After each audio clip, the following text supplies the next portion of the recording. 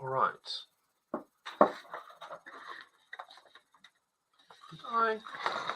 Sorry, this is very anticlimactic for most of you, but I plugged in the wrong microphone.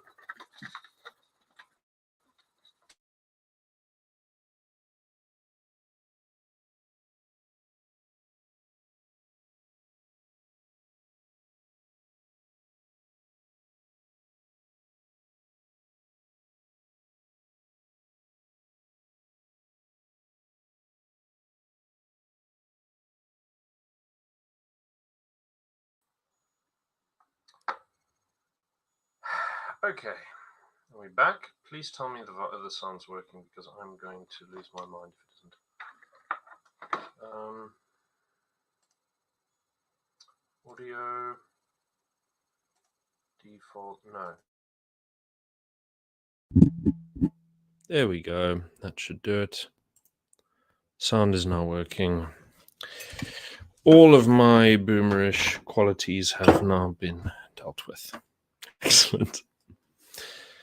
Okay, I'm just going to tell you, when Ivo Vechter's article came out, I browsed over it and I kind of ignored it. I thought the most response that I'd give it was a comment on Twitter, because I just thought it was stupid. I mean, I was irritated that someone who's a member of the IRR was trying to pull some stunt about decolonization, a movement that is fundamentally anti-liberal, fundamentally racist, and also just that sort of cynical social engineering that sort of decolonization is. It's the complete instrumentalization of morality for the sake of power politics between ethnic groups, right? And I really didn't like this, and I was extremely disappointed in Ivo. Not that I read enough of his articles for the disappointment to be particularly big. I just sort of thought, okay, well, he's at least a vaguely sensible liberal South African. But it turns out he isn't. And so I'm going to start by reading his article before I get into this. So this is from the Daily Friend, which is the sort of everyday opinion outlet for the Institute of Race Relations. And this is Ivo Vechter's article, which just says, let's decolonize religion. Like it's a fun jaunt. So he says, so I'm going to read this out. Of late, there have been assorted movements dedicated to decolonizing things from statuary to science. One wonders why religion hasn't been targeted with the same zeal.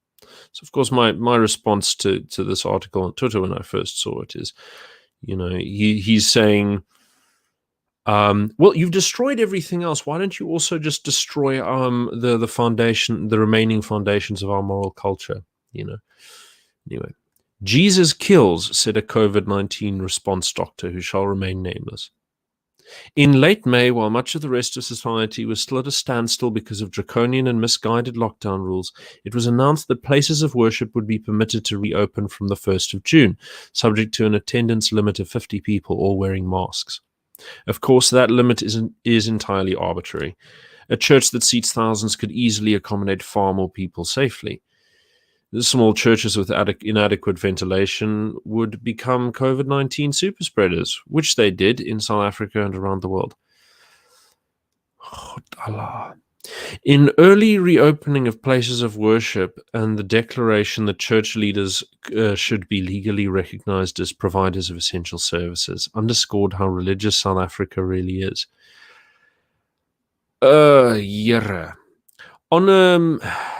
On 10.9%, only 10.9% of the population consider themselves to be irreligious, according to the 2016 community survey conducted by Stats SA. Then he gives a bit more about sort of 78% describe themselves as Christian of some variety, 4.4, traditional African religion, Islam, Hinduism, and Judaism are similar, blah, blah, blah. And then he says this, that just fucking pisses me off. He says, that Christianity is so dominant in South Africa puzzles me. There's been great hullabaloo about decolonizing education, symbolized by the fall of the statue of Cecil John Rhodes at the University of Cape Town, but formally extended to education in general and even mathematics. I've been there. I know that movement well. So I don't know, like, yeah, if he's going to try and say, the fact that he's trying to paint this in some kind of like positive or even acceptable light is just shows that he doesn't know what he's talking about. Some of this effort is justified. Yeah, this is how I felt before I realized that they were just floor-to-ceiling racists. Some of this is justified, especially in the social sciences, which are often built largely upon Western thought without local context. Fuck, well, imagine that. By contrast, decolonizing the hard sciences is an absurd concept, other than perhaps making an effort to appreciate the contributions to scientific knowledge by non-Westerners. Amid all this talk of decolonization, I'm surprised that religion has not come under the spotlight. After all, Europeans arrived in South Africa carrying Bibles and proceeded to carve out colonies that largely excluded the indigenous peoples of the region.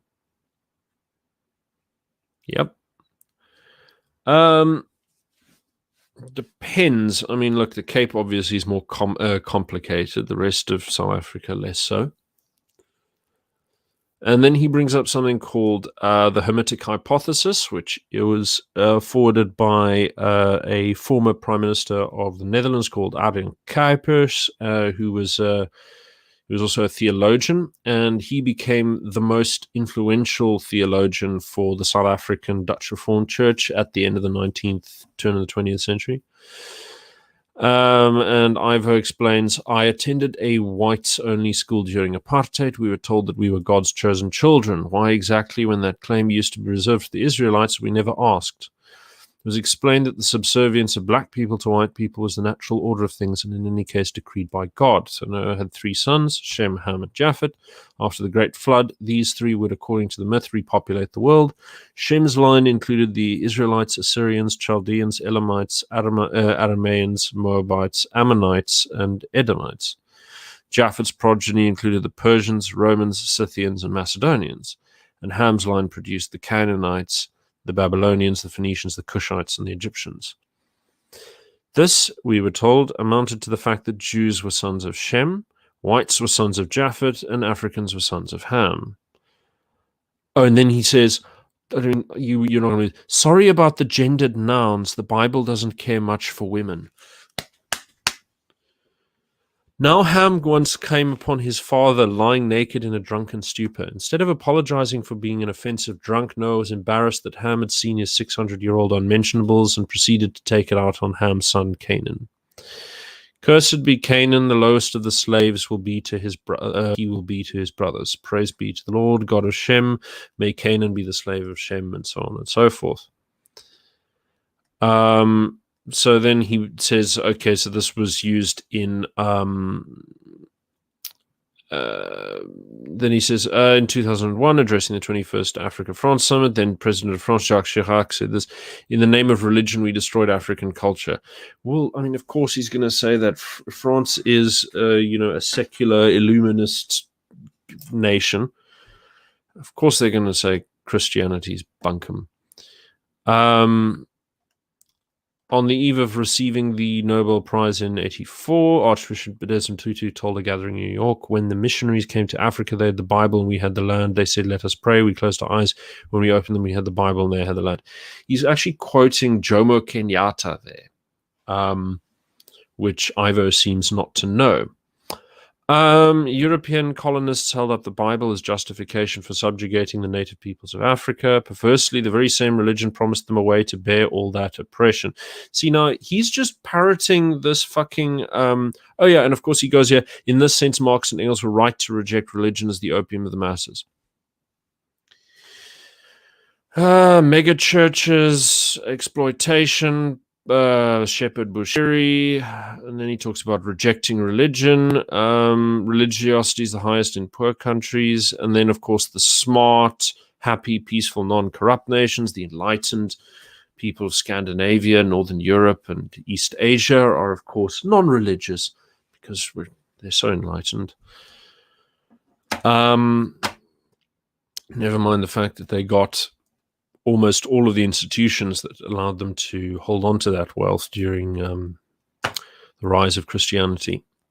I've had enough wading through Ivo's bunkum. I'm just going to start reading my response, if that's okay with you. Yeah, Jerm, I'm going to leave the vaccine stuff to other gents, being a humanities fellow myself. So actually, I'm going to share screen because then you can follow along if you'd like. There we go. So I did this. I got this nice picture that's sort of ambiguous. Can't tell if it's the moon or like an undersea sort of glowy. So a light in the black or just a fear of the dark. Ivo Vechter has managed to rile up conservatives, liberals, and reactionaries alike this past week. If the article had not already attracted so much attention, the appropriate response would be to dismiss it out of hand. Who is an atheist to propose what shape of expression believers give their divine revelation? Throughout this whole rancorous debate on the future of Christianity in South Africa, a certain impotent refrain plays overture to each and every article. Of course, each is entitled to air their opinion. Bullshit. As Max Stirner eloquently argued, freedom of speech that is granted to you by the state or society is a spook. The only freedom that matters is that which is claimed by imminent action. If you want to speak, speak. Ask permission only if you believe others have the right to grant it. Anything else is supplicant waffle. In his latest defense, he and Gabriel Kraus deviate into abstract discussions of mathematics and reason, so afraid are they to stray near the gravitational center of their social context. No wonder the disjointed intensity of this past week's editorial cacophony. But it is plain to see that the reason for everybody's insecurity is real. We are in the midst of a cultural revolution called decolonization, which has a single aim for society: the destruction and replacement of every social tenet and historical memory of white society by those outside of it, the imposition of a race-based socialist economy, and the institutionalization of intergenerational guilt by an unaccountable elite. The only thing that matters now is whether to feed or starve this beast. There are only three things in any meaningful communication: what is there, what ought to be done, and who gets to decide. Ivo Vechter has been duplicitous on the first account, vague on the second, and silent on the third. He timidly hides behind wanting to draw attention to certain negatives, which have now been overplayed to the point of numb exhaustion, so repeated that they have left a deafness in the ear. Ivo bravely shows his appeasement credentials with his diagnosis that Christianity is poisoned and oppressive, based on auxiliary dogmas long since jettisoned by the Church. A take so fresh that it's only 230 years out of date. His solution is the redesign of the Christian religion by enlightened unbelievers according to reason. These were self-invented, as opposed to handed down to him by parents, peers, media, and institutions like everybody else. By what instruments does he propose to implement these inspired alterations? We have been taught by modernity and formal education to see like a state, and to propose action and morality as if we run the country. The undefined we, always followed by a must, which structures every modern essay. Advice to rulers. These people who have no interest in our well-being whatsoever, if the past couple of decades are entered into evidence. Of course, Ivo does not say who will be there to theologians and schoolmasters to instruct their wards with, but leaves that to the faceless power he justifies with his disdainful scrutiny. I assume he wishes to empower the same decentralized managerial elite mob who foists undiluted blood libel on the population in the name of decolonization in every other sphere of life. Ivo is not proposing a reform of the ZCC or the Pentecostal fervor of the African churches so much as he wants an enlightened elite to dismantle the religious communities of the minorities. Let us put aside the charge of blasphemy. Blasphemy is a crime of the hypocritical believer, not the heathen infidel, and Ivo is most certainly an infidel. He worships a faceless God who has aimed its volleys at Christendom for centuries and sat astride the globe unopposed since 95. The so-called Enlightenment, that great mass of Gnostic materialist despotism that brought us all the world's greatest genocides and tyrannies, the worst excesses of scientific racism and despoilment of antiquity, at least until modern revisionist jihadi Islamism joined the field. and now brings us a global enlightened despotism in the form of the Great Reset, the greatest vertical transfer of wealth and consolidation of corporate power in human history, under a universal totalitarian social control in the name of protecting us from the health hazard of a virus less lethal than several which have passed into amnesia over the past couple of generations. He can call himself a liberal, but Ivo would be trading off the ambiguity of that word, at once referring to the culture of tolerance and limitation of state control bequeathed by the glorious heritage of Christendom on the one hand, and the wild utopian nihilistic atomization and self-interested abandon of the Jacobite libertines on the other. Not Jacobite, Jacobin. I need to correct that little error there. Where those who attempt to inculcate sound moral values into the next generation are scorned in favor of those who promote unrestrained vice and mental illness on the children of others. He casually talks of Christianity as a religion.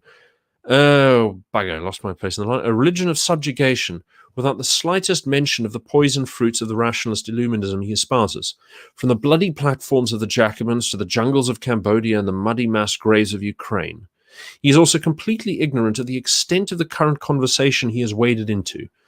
Christianity absolutely is the target of decolonization. Just ask Pastor Carlos Gosana and his racially segregated congregation, or the armies of pagan revivalists and materialist zealots that populate our universities and political parties. Everywhere you go, you encounter the cliched words of Kenyatta, that the Bible was no more than a means of shutting Africans' eyes to theft.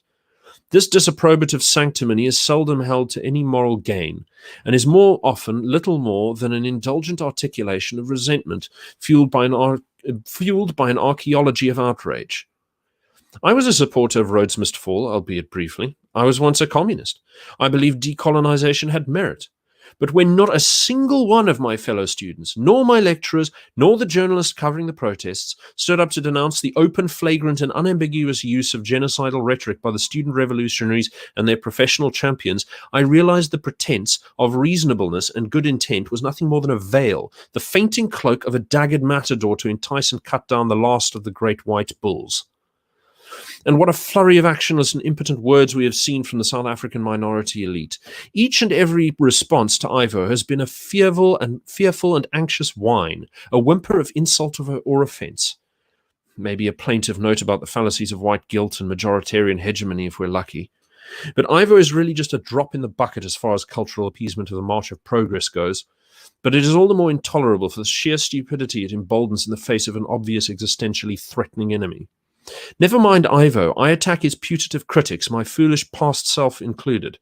Where was the pushback at the turn of the third dispensation when an atheistic socialist order took the reins of our national teleology and rode roughshod over every sound and civilized Christian virtue, over every standard, every moral principle it pretended to uphold in the name of unity? Criticism of the prevailing political order, while upholding its moral order, is like ordering hot ice cream or a tower of soup. Moral nihilism, kleptocracy, violent suppression of the dissent, unseen by the cloistered middle classes, of course, because it occurs in the townships. Abandonment of the poor to the wolves of organized crime in symbiosis with the ruling party's external tentacles. These are the downstream colors of the blood and gun smoke of the People's War and Soviet patrimonialism, now blended with the millenarian Fabian elitism of UN liberal technocracy.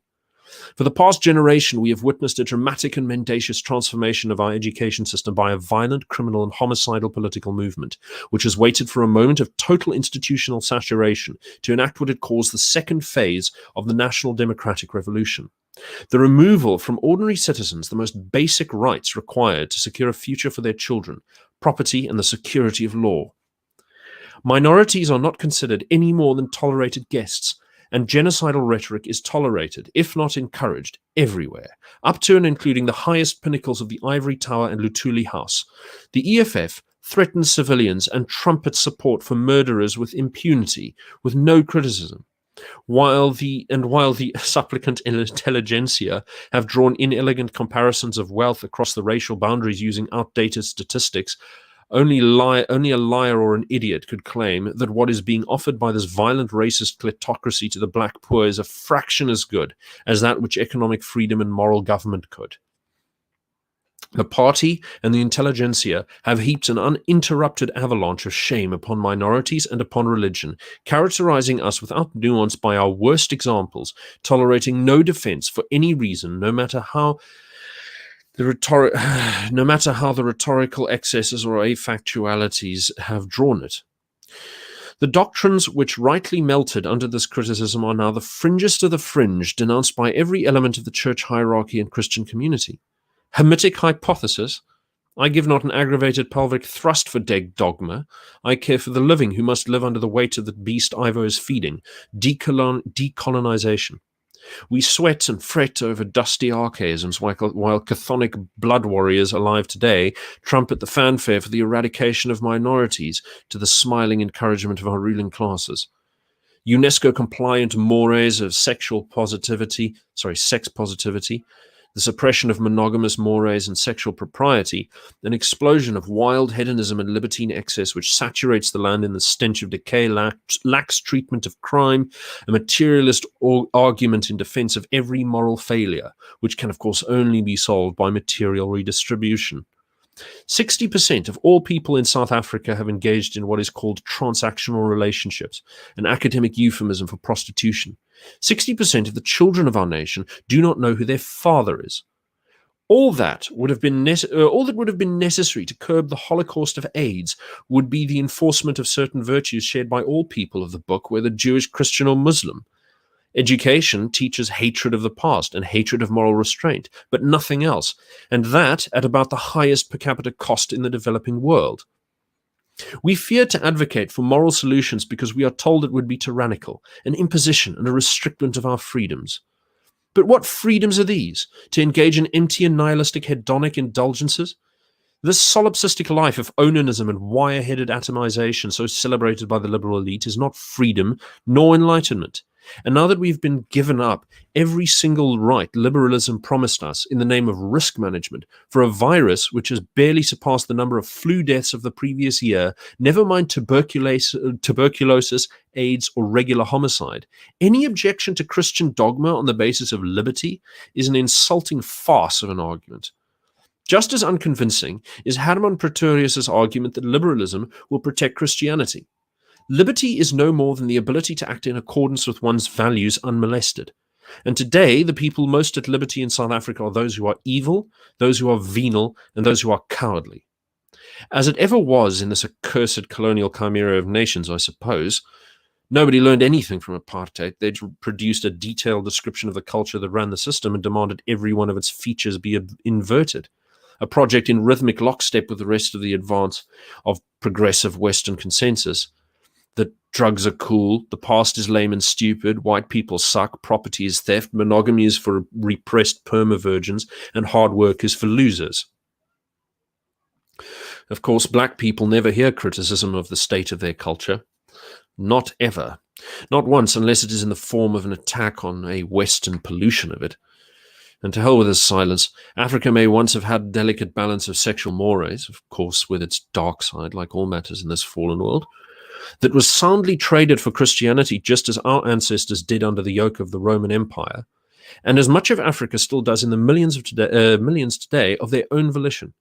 But then, in imitation of the parasitic leftists of the West, South Africans have wildly abandoned virtue for the selfish gluttony and entitlement of postmodern feminist sexuality, moral relativism, and Gnostic materialism. And we pale natives cheer them on to assuage the resentful perspectives of revolutionary elites who hate us and wish only our downfall. We rail against our ancestors for civilizing the native with Christianity. But what was that process? Europeans, like any other conquering force with a comparable asymmetry of power, never needed religious excuses to dominate cattle herders with pointy sticks. Such is the purview of any wealthy and powerful nation of adventurers. The Arabs just took them at musket point, as they still do in the Sahel today, by the millions. The Chinese throw around monopoly money and call them stupid. But this is the realm of merchants and states. What did Christianity itself do? What were Livingstone and de Brazza doing in the jungle? They were freeing Africans from slavery, that's what. What did the British Empire do for us when it acted in the name of Christian virtue? It freed every nation on the planet from slavery at the cost of billions of pounds and hundreds of thousands of English bodies, as Africans and Arabs threw wave after wave of servants at the bayonets to defend their rights to rape and enslave their fellow man. And then, out of regret and economic overextension, the empire retreated and let the continent fall back into slavery and depredation, guided by a UN-managed kleptocracy and foreign vulture capitalists empowered by their rational enlightenment. But while our academics will dig through the past to find the sins of our ancestors, they accept China into their midst, a global empire of real existing slavery that harvests organs from live prisoners of conscience, captured by the millions from ethnic minorities resisting segregation and political domination. We decried colonialism from a dead empire and yet celebrate live colonization by another, which has none of the human compunction of a Christian nation and commits evils of such magnitude in every century, going back to the dawn of their civilization, that only 3 European powers have ever come close to achieving such a scale of horror since the fall of the Roman Empire: Hitler, Leopold II, and Stalin. I will not apologize anymore, and neither should you. Cultural decolonization is a homicidal and narcissistic movement of pro-socialist propaganda, and always has been. There is nothing to rescue in it. If we are doing cultural revival, great. If we are practicing historical revision, I celebrate that. After all, how much remains to be rediscovered that was passed over by the ideological movements of the past 3 generations, left or right?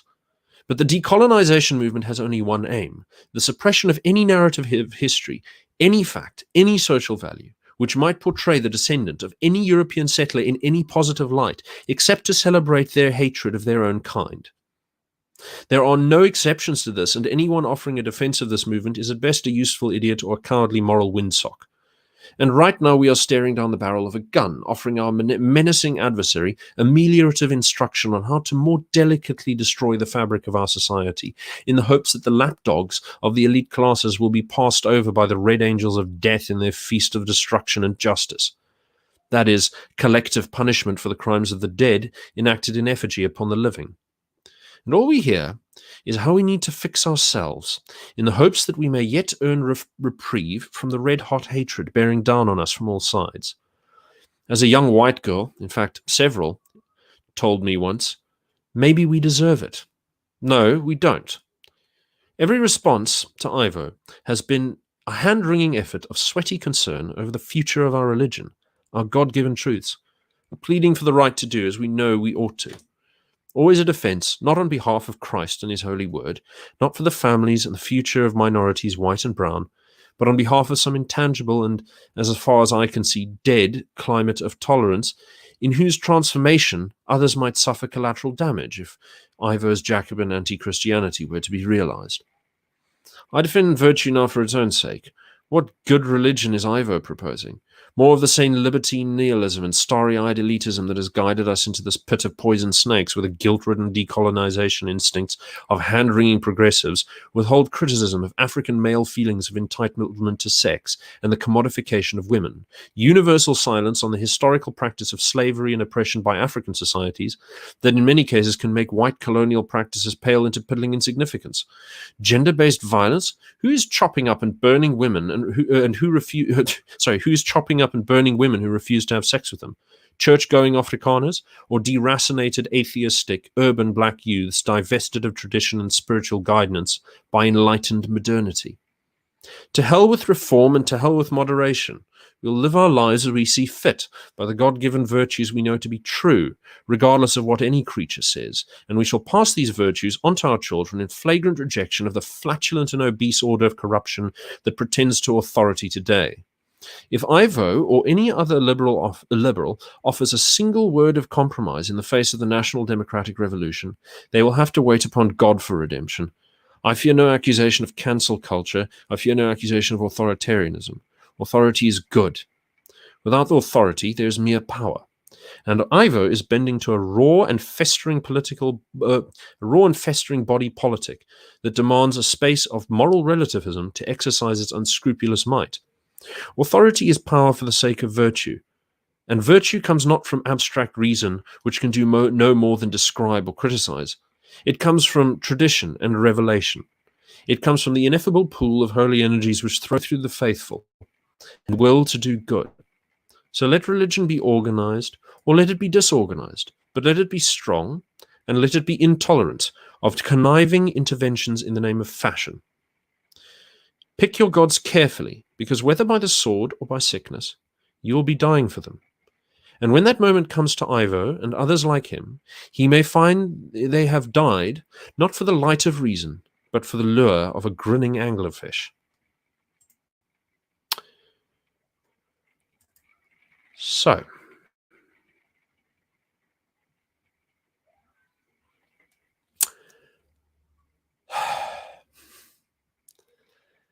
yeah, no, that was that was a very energetic article I wrote.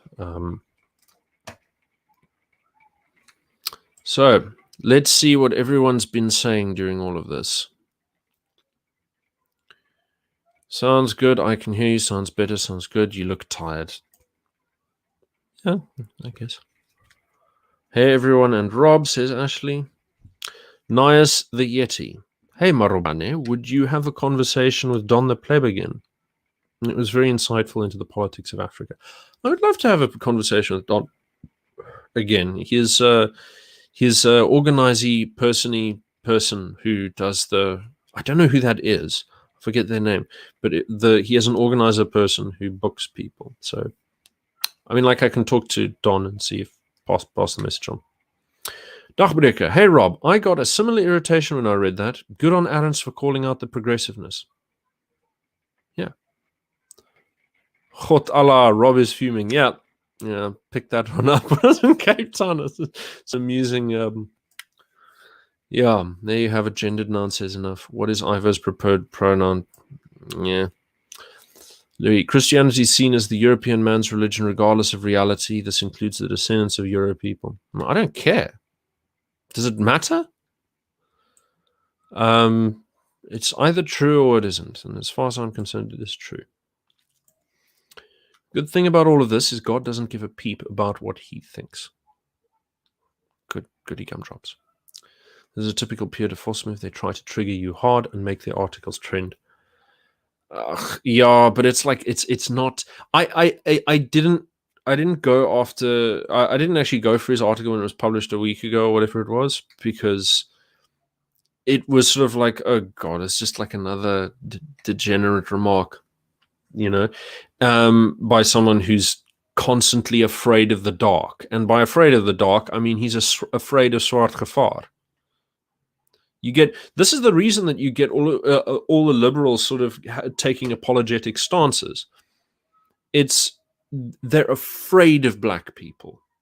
Okay, suppose it's and I've been too. I felt exactly that emotion. I know where it comes from. You're afraid of the judgment of the majority, but at a certain point you have to jettison it because there are bigger things at stake than other people's feelings. Or even your own feelings. There's the bigger thing at stake being what's right and wrong, what's true and false. And you got to say it, because often, no one else will. He's missing the point regarding Ham's curse. It translates, never disrespect those who go before you, as you have not walked in their shoes. Can you blame Noah? The whole world just disappeared. Oh, yeah. I mean, there you go. Ramon, nobody responds to his articles, and then Christianity. Wow, nobody's. Well, yeah, because his articles were mostly lame, and it's like he constantly takes very tepid sort of remarks on things that are acceptable to the liberal circles that he rolls in, but it's not. He doesn't. He never attacks anything really sensitive.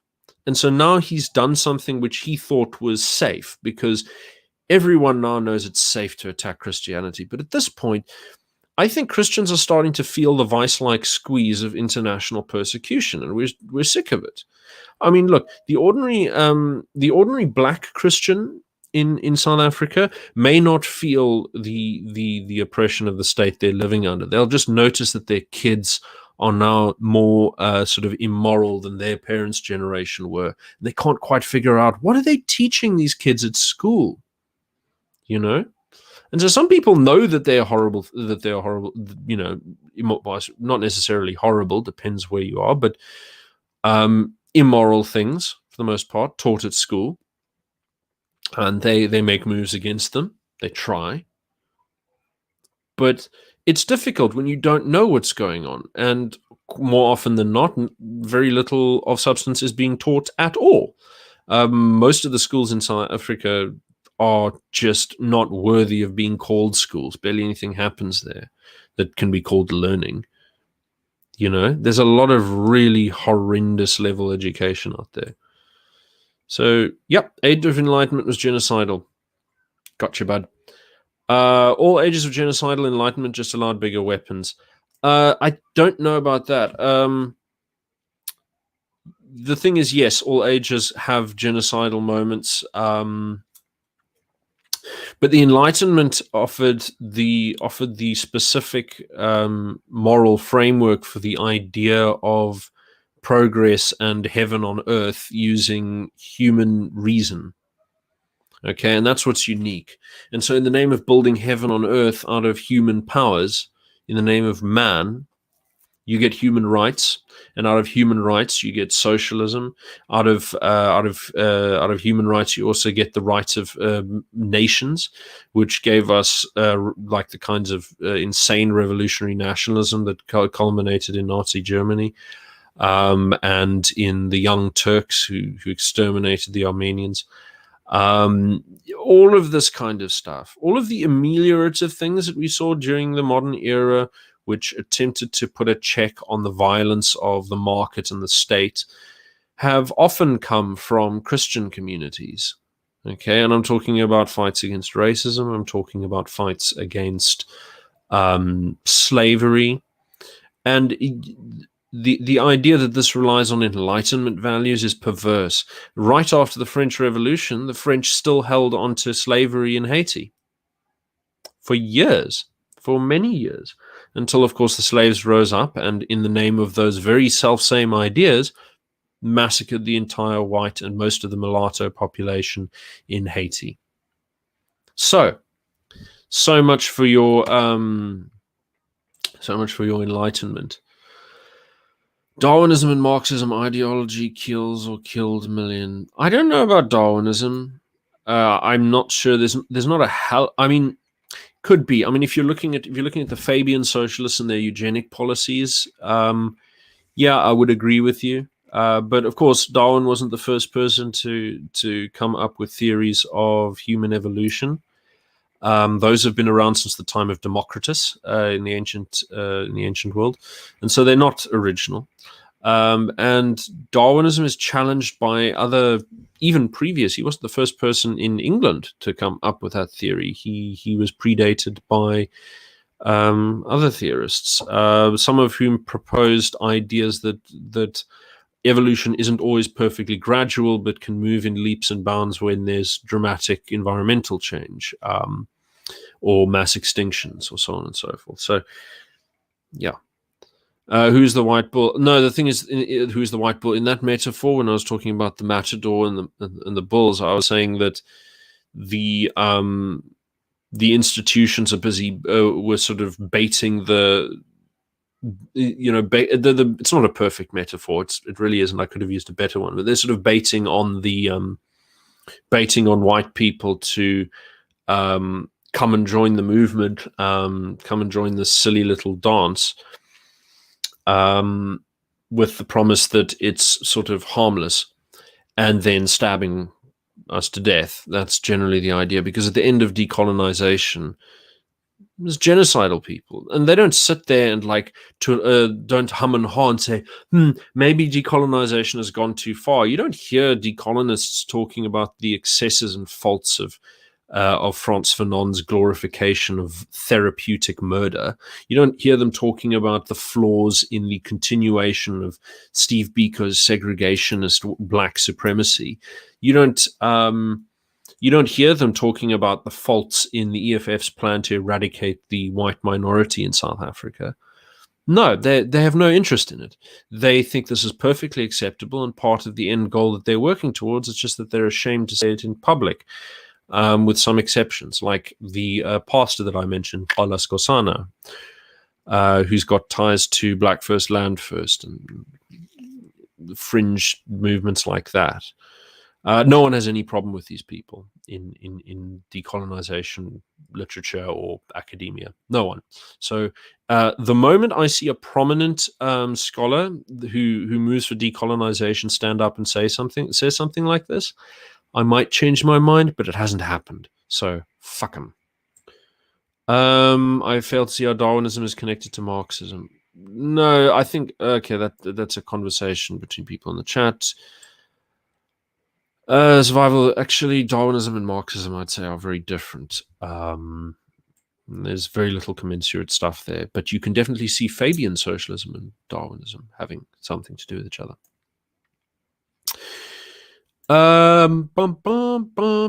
Elbow cough. What? Anti-Marxist ZA always comes up with elbow cough every time in the chat, so I'm sure that must mean something. Red Sky, indeed, subtitle, blah, blah, blah. Quite a take, Darwinism and neutral. This is still for chatting, chit-chat. Is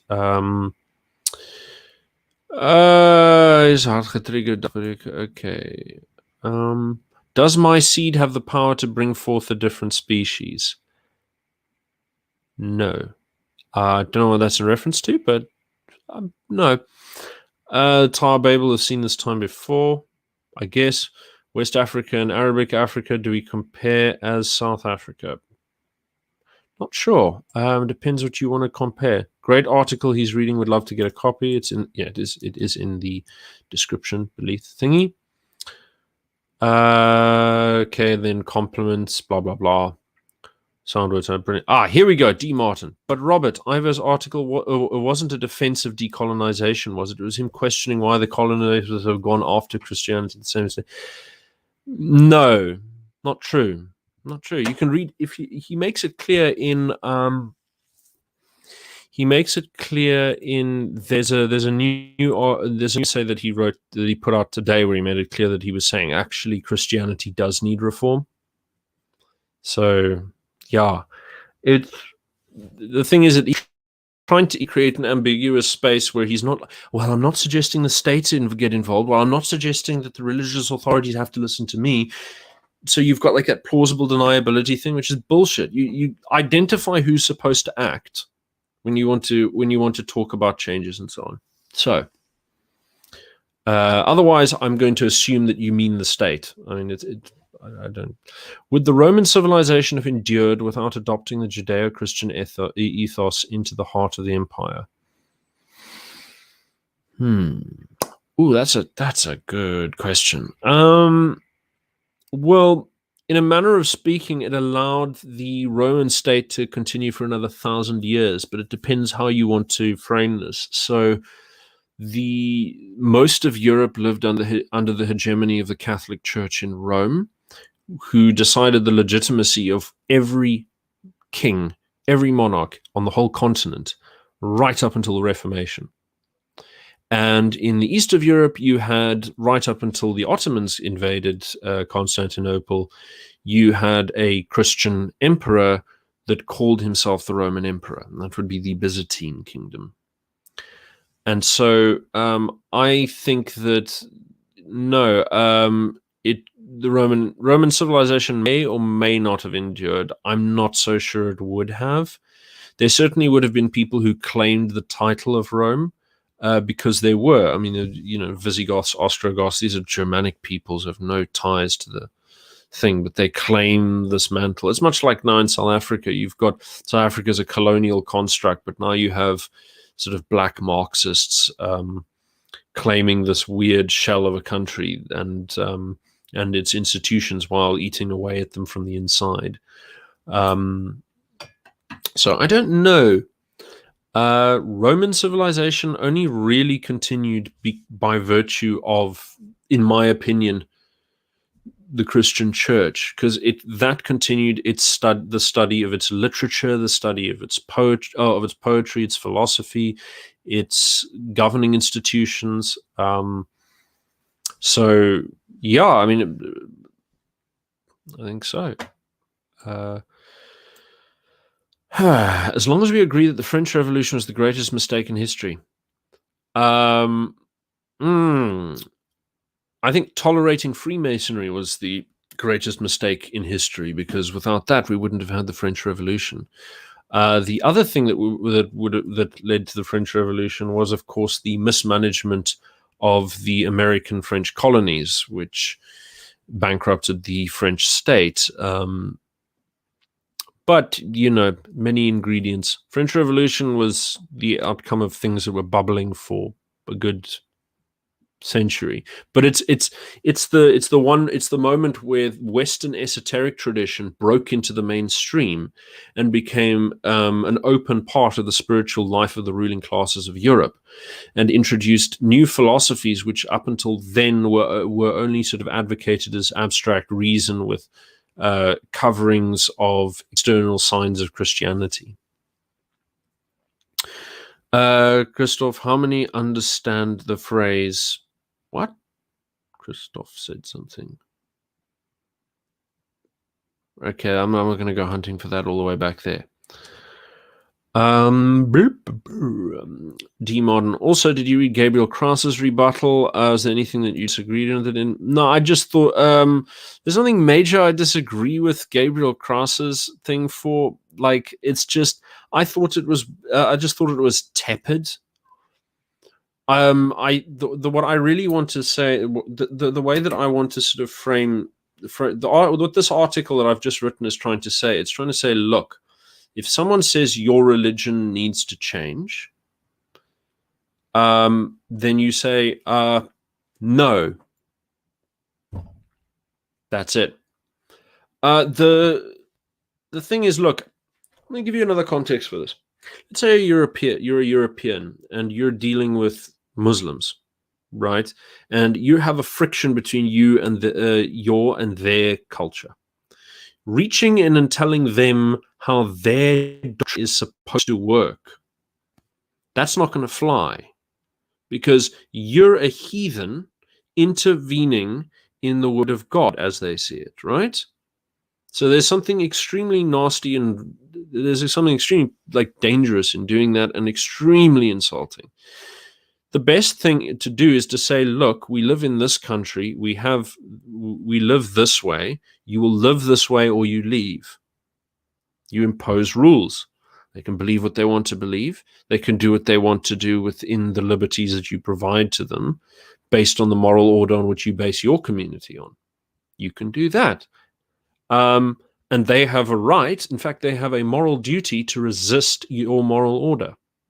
And the outcome of that friction is just, that's life. Okay. And the idea that you're going to get to a point where there aren't going to be competing models of morality in society is ridiculous. The idea that people who don't share your moral values have to sort of let's reform the most. It's, I don't know. I find it terrible. I think, look, Timobo, yeah, good to see you here, my man. Thoughts on the term Judeo-Christian, good, bad, subversive, race, Judaism, and Islam? I don't know. I always like the phrase "people of the book" because it's a big thing that sort of covers the so-called Abrahamic religions. But Judeo-Christian, it doesn't erase Judaism and Islam. In fact, I think that it makes the mistake of pretending that it makes the mistake of increasing the Judaic influence over Christianity beyond what it really is. I mean, look, of course, Christianity is derived from is sort of an emergence out of the Hebrew religion, and it carries many of the social values and the cultural lessons and the symbology. But there are other things like the Talmud that don't exist, and the Talmud is extremely influential. Judaism, as we know it now, was actually consolidated later than Christianity was, and so there's it's a bit sort of hairy. I don't like using. I just say Christianity, Judaism, Islam, Abrahamic religions, if you want to do that, but there's a lot of divergence. Is the Christian ideology a Judean infiltration of Roman society with the objective to weaken their warrior Spartan foundations? No. If you actually read your history on the Jewish peoples, you'll find that they practiced conversion right up until the late 1st century. And they'd converted large portions of the Roman and Byzantine populations. In Byzantium itself, there was over a third of the population were Jewish by that point. And so then, after the destruction of the temple and persecution of Jews emerging in the Roman Empire, they scattered about. Then they converted the Khazar Empire in Scythia. And so modern-day Jews are actually converted Europeans for the most part. Vast majority of them. They're Europeans who adopted a foreign religion. And so all of this weird blood stuff you hear from Aryans is very silly.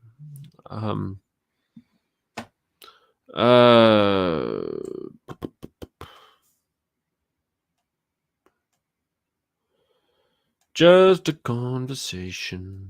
Agrippa, did the European imperialists utilize Christianity to dominate their subjects, creating a docile and compliant society of slaves and servants?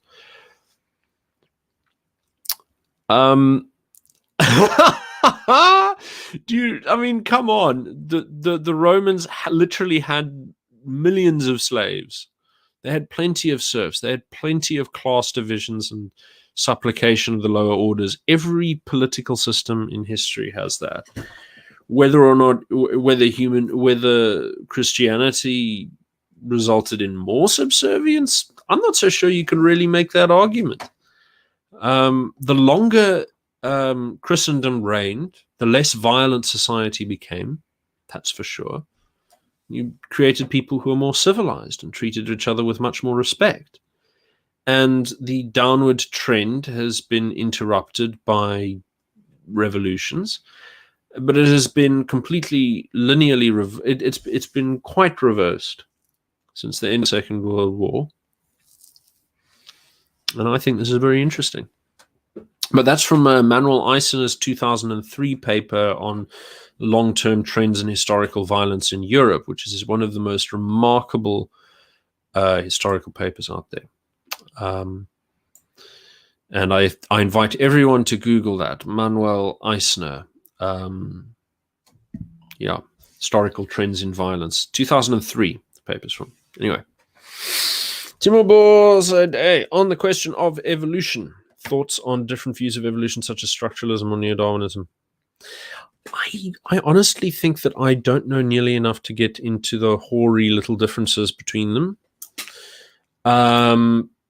But as far as biblical sort of compatibility goes, I don't see why you have to have a literalist interpretation of the Bible. I mean, look, I love Seraphim Rose as much as the next guy, but I'm not really that far into literalism.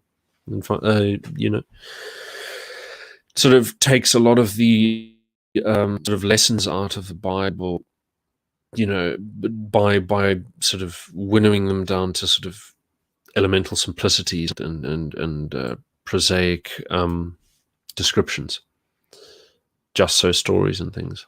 Dagbreker, it feels like the papacy is trying to reel the Protestants back in under the mantle. Okay, well, I think that there's something else going on there. They're trying to reform Catholicism to be like Protestantism, so that they can weaken it. Because look, I really believe this. This sounds going to sound like an insane conspiracy theory, but yeah, I believe that the church was taken over by anti-Christians since the Second Vatican Council, and that a large portion of their leadership are actively anti-Christian. The current Pope, I don't know if you've ever seen, there was a film, biopic of the current Pope and the retired Pope, the Pope Emeritus, Benedict XVI. and it portrayed the Benedict XVI as this curmudgeonly, old, cold, out-of-touch guy who in a cowardly fashion, stepped back from prosecuting child sex abuse. And that the poor, innocent, God-fearing, loving, open-hearted man of the people, Pope Francis, comes in innocent into this role and goes, "Oh my God, I can't believe how this was happening. This is nonsense." Pope Francis went out of his way to protect those he knew for a fact were child rapists throughout his career. And he is a Jesuit, who introduced critical theory, which is an anti-Christian Marxist dogma, into the seminaries. So there are many other weird details about the man that cause me equal cause for repugnance, but those are pretty standout. Ooh, the one thing that I think damns him the most is that he authorized the Chinese Communist Party to edit the Bible. He fucking did that. For which, I mean, that is a sin against Christianity that I don't think any pope has ever committed. I mean, Jesus, not even in the days of Charlemagne would you consider. Anyway, never mind. Lux eos, we are quick to forget the horrors of rational secular government and the persecution of the religious. Rarely is ink spent on writing of the French Vendée or the Soviet dechristianization. That is absolutely correct. These were absolutely atrocious. And there are sites now keeping track of Christian persecution, which is now extreme and vast. And every day Christians are murdered in Nigeria alone, massacred. It's normal. They've been nearly eradicated from every country in the Middle East, for example. And I think we look at this and we're supposed to think that Christianity is some kind of dominant model. Are there any Christians in power anywhere in the West? Even one? This is ludicrous. All of these people are material atheists. In fact, many of them are what, sort of like New Age spiritualists. Like, Tony Blair was an interesting one. I mean, he supposedly converted to Catholicism, but I have a hard time believing that. Look, who can know a man's heart? Quite possible he became Catholic. But I don't know. I think a Fabian socialist, head of the Fabian movement for so long, I can't imagine it, especially not with his cooperation with all of this Great Reset stuff. It just doesn't make sense to me. It just really doesn't. Timobor saying Russia is third Rome. I have a funny angle for you. Do you know that the Ottoman Empire actually called itself Rome? They called themselves the Romans for a while. They saw themselves as successors to Rome because they took Constantinople. So you could talk about an Islamic Rome. But that's Russia is the third Rome, playing that sort of spiritual heart of Europe. There is something to that. But I don't know. It would take an enormous act of daring and audacity for a Russian leader to declare himself Tsar, and Tsar comes from Caesar, Kaiser of the Roman Empire, same as the German Kaiser from the Holy Roman Empire. So we can see these titles are inherited from, but it would take enormous audacity for Putin, for example, to declare himself Tsar and then take a step back from politics. Although, in a manner of speaking, that might actually not be such a bad idea, because that would provide Russia with a stable symbolic leadership, which could, depending on the powers of influence of the given monarch, take or divest power as on a regime by regime basis.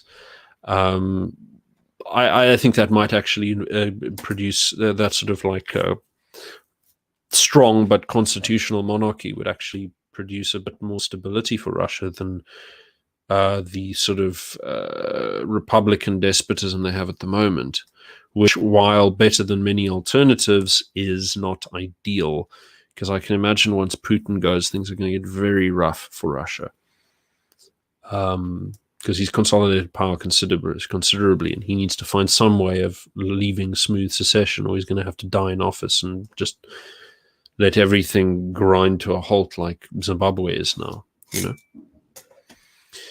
We are quick to forget the horrors of rational secular government and the persecution of the religious. Really is ink spent on the writing of the French. Yeah, I've just read that. What's wrong with me? Yeah. So,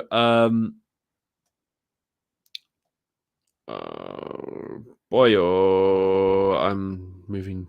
How did I get to the bottom so quickly?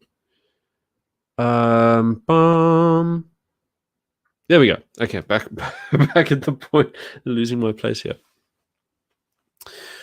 Maybe a little off topic, but Rob, are you willing to be talked to Ralph from Right Reaction? I don't know who he is. That depends. Depends what he has to say. I'll have to give him a poke and find out. No wig. I don't do any Wignat stuff. If anyone's sort of wants to get funny on me, you know, I don't do that. So maybe a little off topic, but I am still confused about the whole anti-colonialism in Africa. Isn't Africa the cradle of humankind? So as far as I'm concerned, that means anyone can come home. That's very sweet, Lani, but that's not how it works. It would be like saying that, you know, that's just not how it works. I mean, the Irish were settlers from Spain. Do they have a right to return to Spain? You know, Europeans came. Most Europeans, well, not most, but a lot of Europeans gained their ancestry from Scythia, which is now in Ukraine. Do they have a right to go and settle in Ukraine? Are they going to fall in with the Ukrainian customs and language or anything? These things are you can't turn back the past. You can't unstir the soup. You know, it's how it is. We move on. We move forward. You know, mistakes are how individuals, societies learn and grow. It's true, and of course, every single civilization does evil things, and often in the name of, you know, high values. I personally believe that the Enlightenment has bequeathed really horrendous values that encourage people to play with, you know, things beyond their knowledge. But we're in a very difficult world now, where we're nearing the point where artificial intelligence and military technology are getting to a point where, yeah, we really have to worry. We really have to worry. You know, you get this Enlightenment kind of thinking from someone like Steven Pinker, who says that, you know, everything's going to keep getting better all the time. I mean, it clearly isn't. There's a number of reasons where you can look at the structural economic problems. You can look at social discontent and so on. And the biggest one, of course, I think the biggest rebuttal of Steven Pinker is one that I think Cory Doctorow, I think it was, although it could have been someone else, said that over time the cost of lethal weaponry goes down, and their power goes up. And so eventually you're going to really reach a point where the thresholds are just so low that you can't even control it with states. So really, really insane things are going to come for our future. Nightmares that we cannot dream of. I am not Gandalf says, that's a little Tolkien portrait. Very nice. Absolutely correct on the Revolutionary Times thing. When I visited Versailles, I was astounded by how occult it was. Definitely cared more about the Roman gods than Yahweh. That is true. They do have occult origins. What time of Christian am I? Well, I'll put it this way. The people who did the most convincing for me were the Orthodox, but over here they're still not taking new members to the church. And I decided I was a Christian very recently, only a few months ago. And I've only very recently, found a sense of firmness in my decision, a firmness in my faith. And so it's, the COVID thing has meant that the church is not taking new converts. They're still having people go to the church, but they're not taking new people. So, this is not a Catholic, is not a Christian. Well, that's what your church teaches, but your church is very confused right now, I would say. And what counts as being a Catholic is a fraught concept, very fraught, with all sorts of problems. I agree I was confirmed on Saturday. Agreeing with Gandalf, maybe? I don't know. But congratulations and God bless. Mrs. Maiden name, domain of divinity, Kathleen. Oh yeah, I don't know what you're asking. Okay. Sunversive. Okay, I don't know what that is. Losing the track here. Losing the. Okay. Catholic. Yeah, I was right, Catholic. Evening, Rob. May I hear your thoughts on the Reformation? I know that in conservative Catholic circles, it's seen as the origin of moral subjectivity in Christianity. Like Martin Luther was a guy who talked about editing the Bible, so he's clearly a heretic. But I think he was addressing real concerns in the church, and that the Catholic Church had become quite corrupt. I mean, papal indulgences. I mean, come on. So there are plenty of people, whether you're talking about Jan Hus or all of these guys, who've got reasonable criticisms of the corruption that the church was going through these days. And they had absolute control. You got to imagine, like, this cluster of transatlantic elites now have this enormous sort of indirect control of the world leaders, and can kind of tell them what's up and down. The UN, the WEF, Council on Foreign Relations, Bilderberg Group, the sort of cluster of communities, that sort of college of world leaders who wield real power in the world. They function in much the same way as the Catholic Church will, sort of telling leaders whether or not they're legitimate, and deciding what people can say and so on. And like the Catholic Church has been an enormous font of wisdom even right up until now.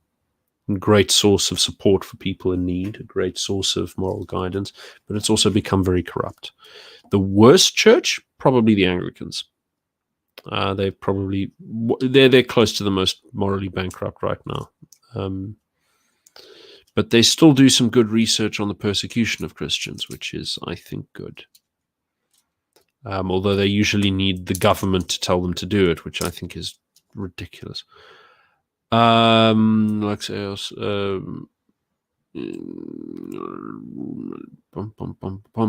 SSPX. Ooh, okay, that's some interesting perspective there. Anyone who doesn't know, that's the Society of St. Pius X. They're a very, very conservative Christian group. Agrippa again. How do we rationalize the decline of Christianity in the West with a resurgence with the Russian state and a strong evangelical presence in Africa and the Americas? Is it related to economic well-being? I don't know. I think it's hard to say. I think we're getting to the point where, look, getting the material well-being to not starve or have any of these problems is actually not that difficult. And the number of people in like real dismal poverty is a lot lower than it was, at the height of Christianity. But it doesn't negate any sort of spiritual needs. People are displacing their spirituality into other places. So they're they're still looking at things that are spiritual, like they'll look at crystal healing and, ghosty stuff and astrology, or they'll devote all of their energies into comic book fandoms or fictional universes, just like really petty, diseased places to find your morality. And there's a real growth in the occult and in Wicca. In fact, Wicca in much of the English-speaking world is bigger than many Christian denominations.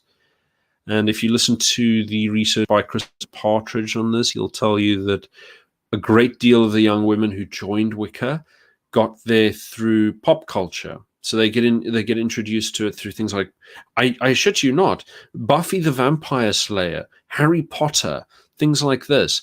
So they'll get interested in it and they'll say, yeah, we know it's dumb, but it got us interested. And then they'll go and look up books in the library if they're Gen X community in the 90s or whatever. Or now they'll just go looking on the internet. And then you get things like Midnight Gospel, if anyone remembers that animated thing by Duncan Trussell on that was on Netflix.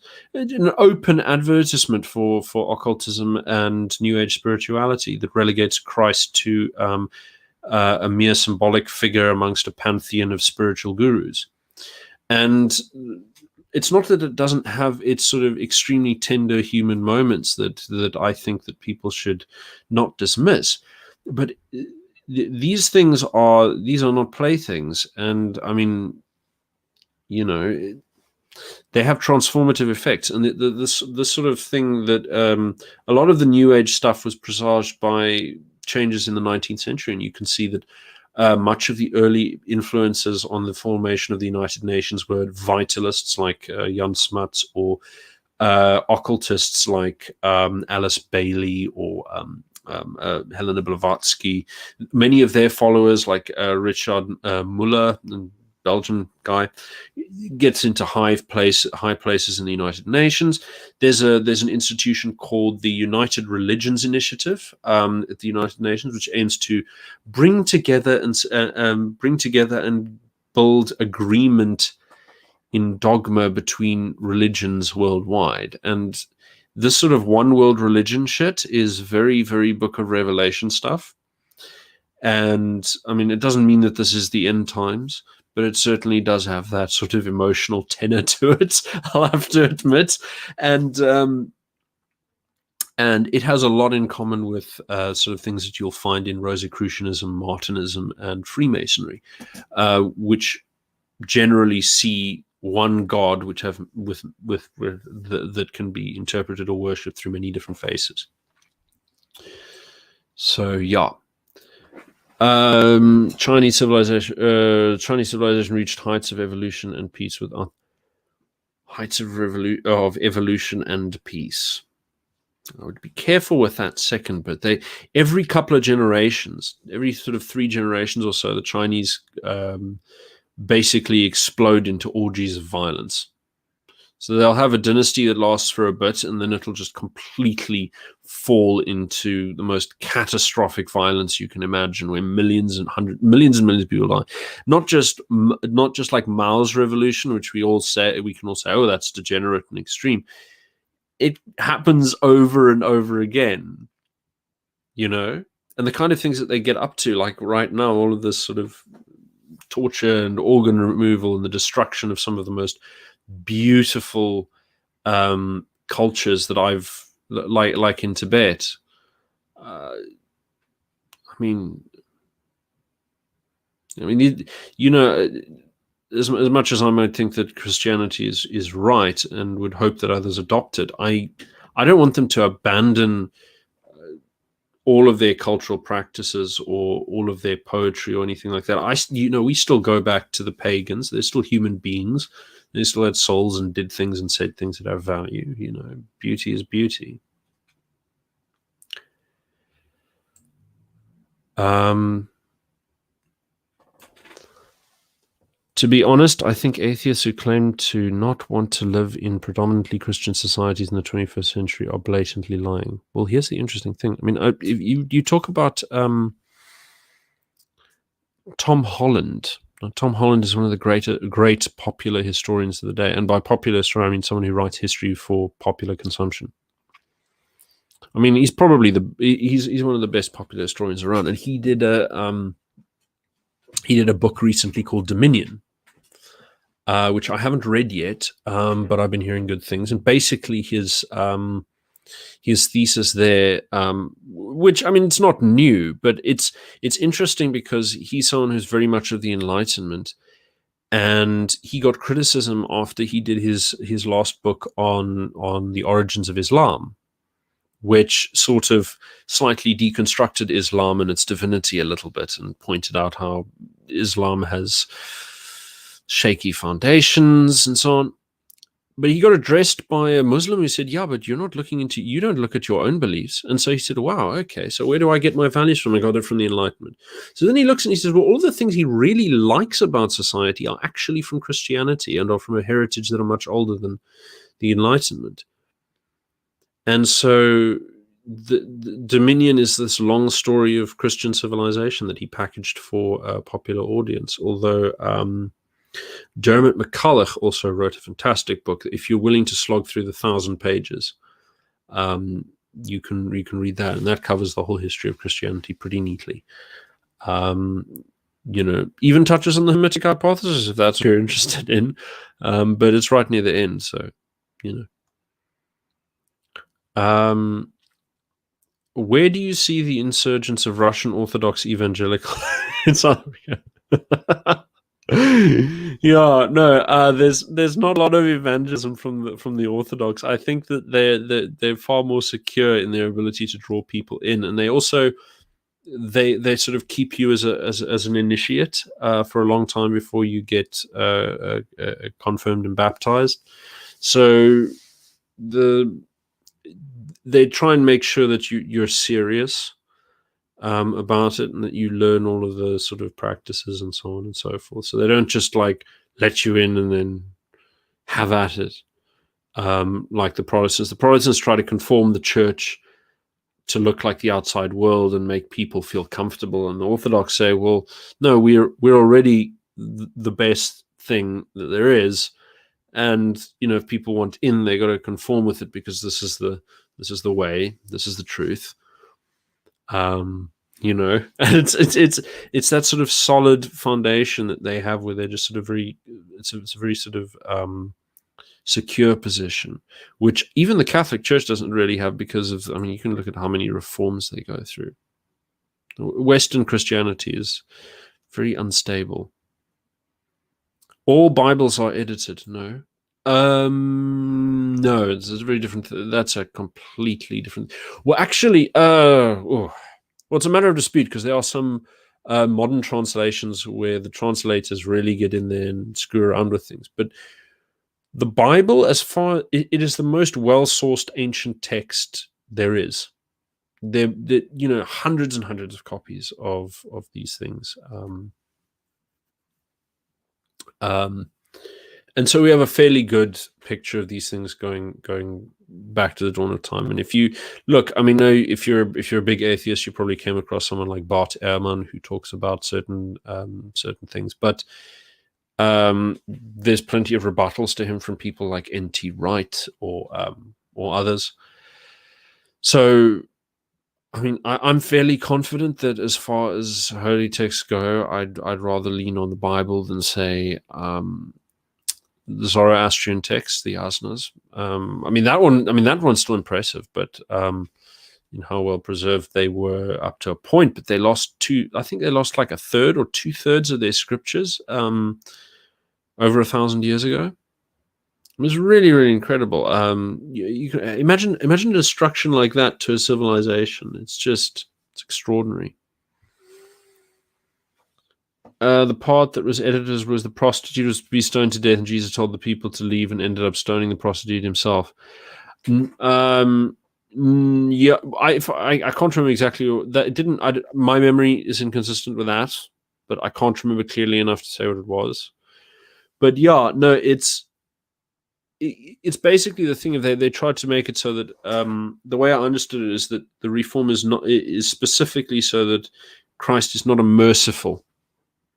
That he's no longer merciful, and that it's simply like we can't let anyone get away with deviating from the law, because the Chinese can't afford to show people mercy under their current system. No, just so separate growth. Russian state is embracing Eastern Christian identity for itself. Evangelical Christian growth is in Africa and America, especially. Yeah, that is correct. So Orthodox churches are sprouting up by the thousands under Vladimir Putin's rule, and it's it's a good source of sort of national cultural revival and religious revival and so on.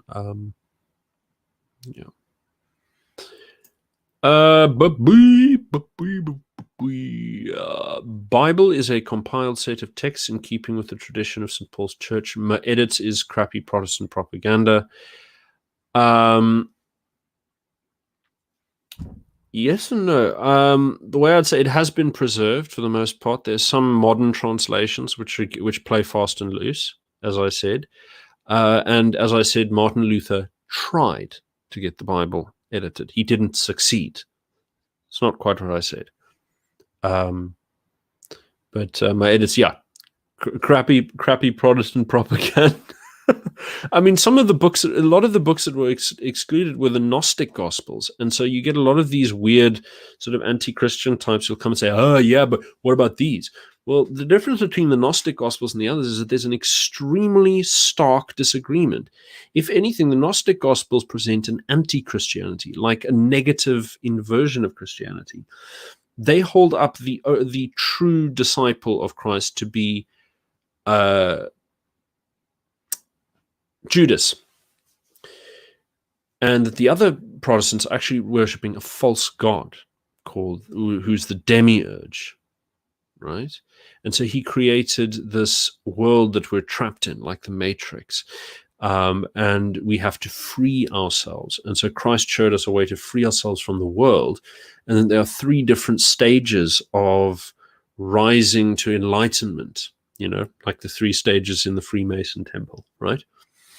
So there are 3 phases of enlightenment, and when you reach the 3rd one, you can lift and pass away and simply bend the laws of reality and leave reality into heaven, right, as a pure spirit and energy.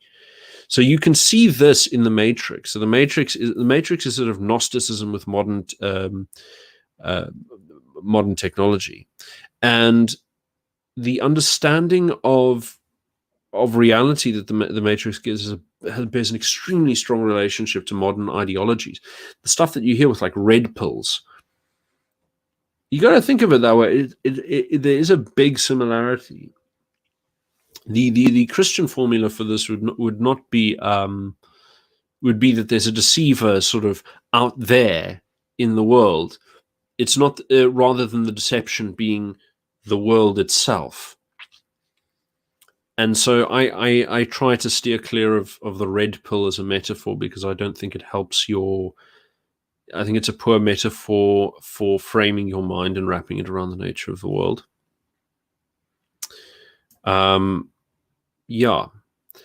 then I'm asked by Agrippa, is it true that the Islamic Quran has remained unchanged and unedited since the revelation of the Prophet Muhammad, whereas the Christian Hebrew Bible have been edited and translated? I don't think so. Far be it for me to sort of go out and make strong proclamations about the Quran, but you do know how the Quran was compiled. It was compiled after he was dead from people who heard things he said while he was living. And so those things were then arranged in order of how they... beg your pardon, how when they were uttered, right? And then depending on whether you're Sunni or Shia, there's a different way of deciding how to interpret verses that contradict one another.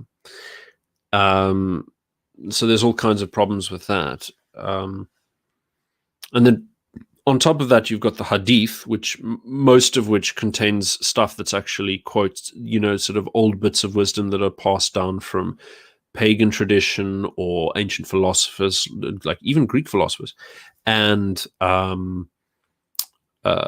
Christian tradition and Hebrew tradition. And so the Hadith is a big mix, but Islamic scholars are pretty cautious. They have this like rating system for how sort of trustworthy each of the hadiths are. So they take them all with sort of like a kind of grain of salt. Well, not all of them, but they take some of them with a grain of salt. And so it's a very complex. Islamic theology has a lot of its own sort of tricky traditions that you want to be careful about. Christian Hebrew Bible have been edited and translated, but careful with that. You got to remember, once you're going down that rabbit hole, as a lay scholar, when you get down to the really fine stuff, you got to realize that people have been looking at it for way longer than you have, who've got much more nuanced perspectives on these things, and you're going to be looking for evidence that's going to confirm your existing worldview, as we all are, of course. And the thing is to just sort of take a mild step back and ask yourself, so what do you believe? Are you trying to confirm it? How much evidence is enough to satisfy your position? And that's it. If you're just instrumentally trying to convince people based on, like, well, I want them to believe this, so I'm just going to like try and find whatever the shit would convince them. I don't know. I mean, look, all of us have gone down that path in the past, but it's not a good idea. It's response to Gravy J, and then Ralph isn't a Wignut, he's anorex. Okay, that's cool.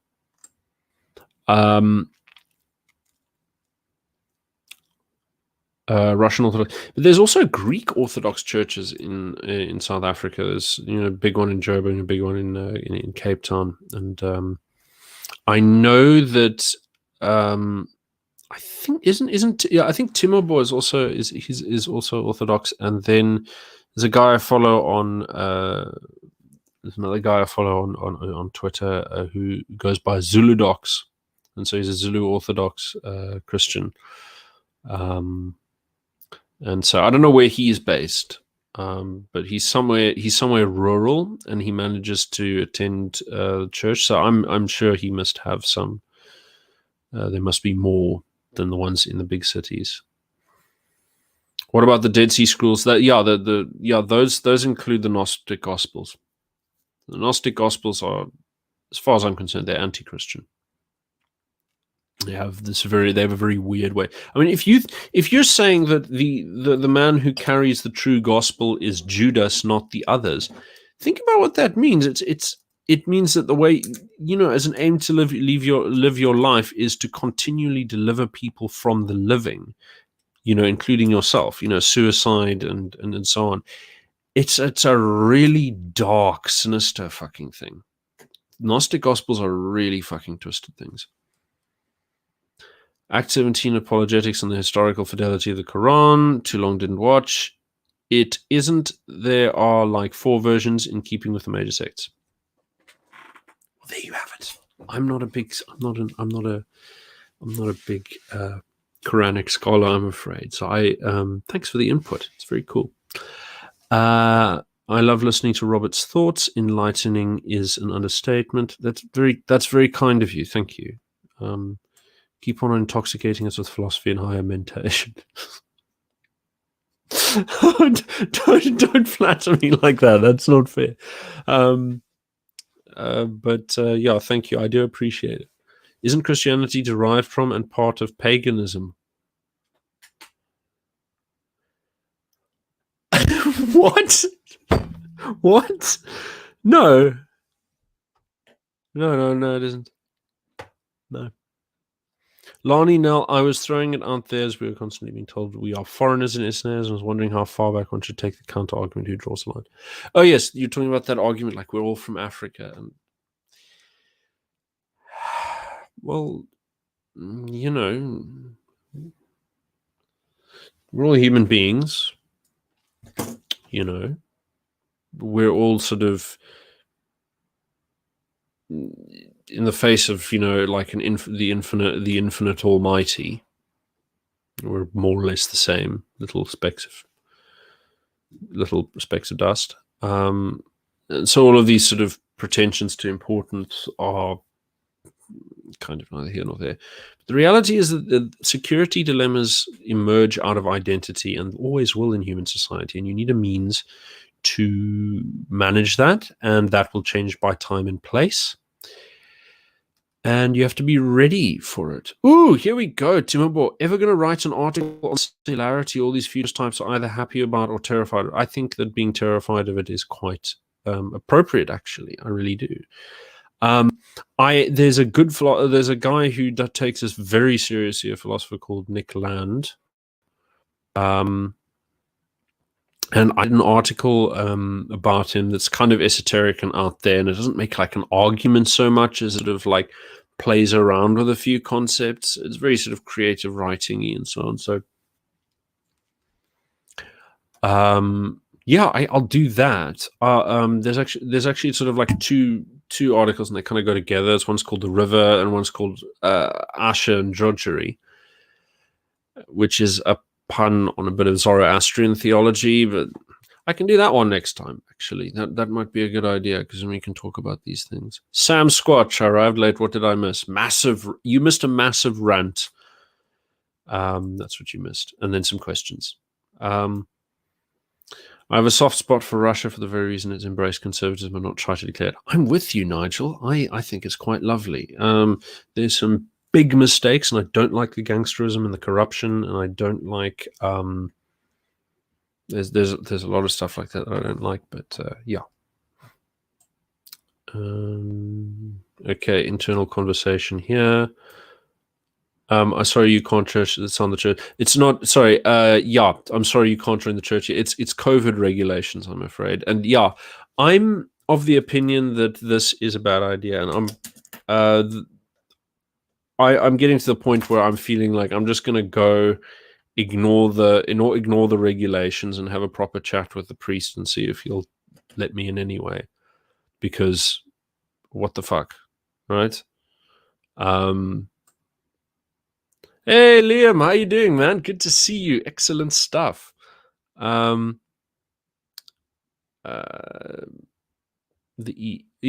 Catholic. You see the Eastern Orthodox brothers. I think that's very good. I like that attitude. And Marx says the lockdown is an attack on our culture, our family, our church, and our faith in our church. Yet most churches are playing along without resist. Oh, that is. I mean, look, it's a big conundrum. You know, there's that whole thing of render unto Caesar, obey the laws of the land you live in. And then on the other hand, you sort of have to resist things that are evil and anti-Christian.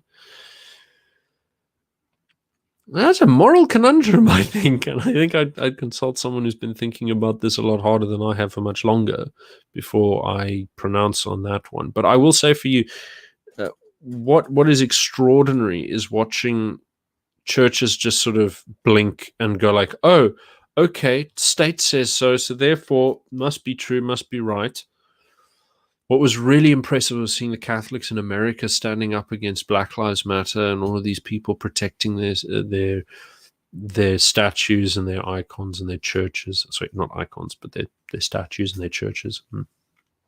And insisting on, fighting to keep the churches open through the courts. It was remarkable, and I thought it was very inspiring. Early Judaism was in part polytheistic. Yahweh was the God of their nation. They recognized the God of others, and then there was a God above that. I have heard this. I got this. I have heard that from Stephanie Stavrokopoulou. She's a scholar of Greek.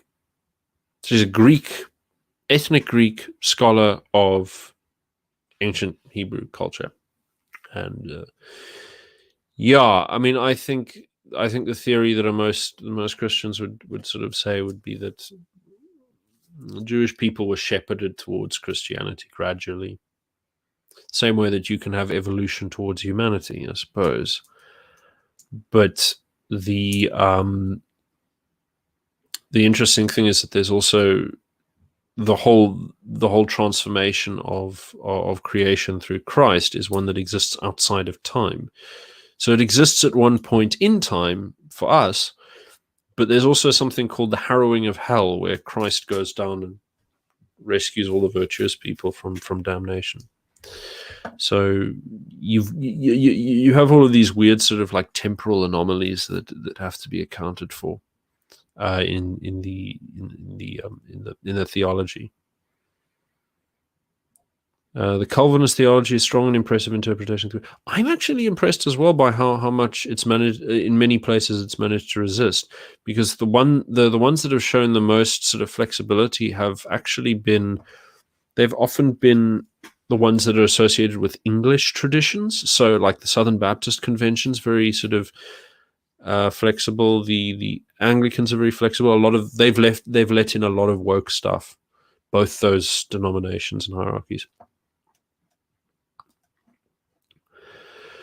Here we go. Is Liam. Thoughts on the evangelical flavor of Christianity in South Africa, particularly from the rural, middle, lower class income areas? I don't like it a lot.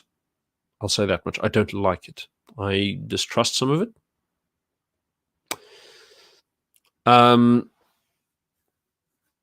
So, yeah, I've seen a lot of this kind of like, especially the Rhema Church. There's something off. There's something corrupt about the people who make massive amounts of money from it. I mean, in my mind, and I don't know if this is well informed or not, but just my gut feel at the moment, if I look at these things, is to say that there are two things that the church is supposed to be spending money on, right?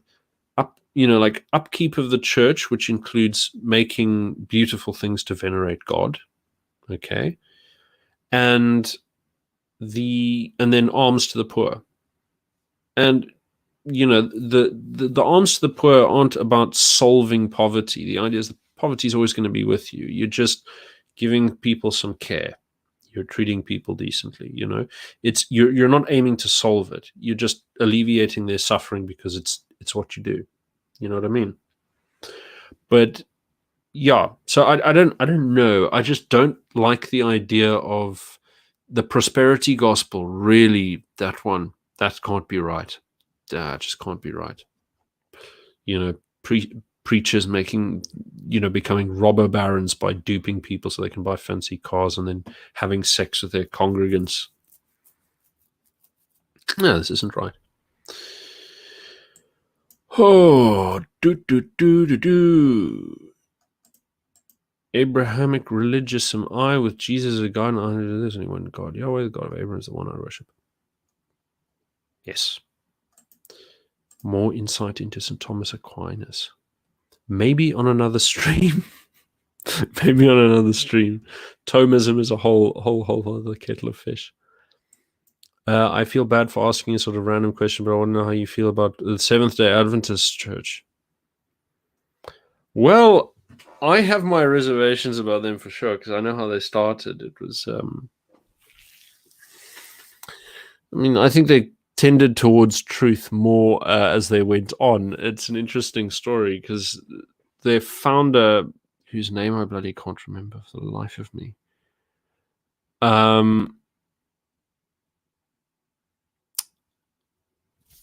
he predicted the apocalypse, which you're not supposed to do. It is verboten. You're not allowed to actually do that. And then a whole bunch of people come and it doesn't happen. He says, oh, wait, no, I got it wrong. It's in a month from now, or whenever it is. And like thousands of people, show up to the rapture, like jumping off barns, waiting for angels to catch them and things like that. And the fellow sort of moves the goalposts again. He says, actually, no, let's just come together every Saturday until we are taken. And they have this idea that, they're because Sunday's the first day, right? So then they said seventh day is the one that you honor, Saturday. So they worship on Saturday like the Jews do. But yeah, I don't know. The thing is that also the Pentecostalists who come from there, all of the kind of weird stuff they do, like the talking in tongues, it's nonsense. It's not real stuff. Speaking in tongues is the talent to speak other languages, to spread the religion around. And so people who are sanctified by the Holy Spirit are supposedly going to be given the talent to speak many other languages that will allow them to spread the gospel to where it isn't before. So, I mean, this is the actual sensible, reasonable definition, instead of just going ooga booga booga blah, blah, blah. Nonsense. And playing with poisonous snakes. I mean, don't be silly. This is pageantry. Ellen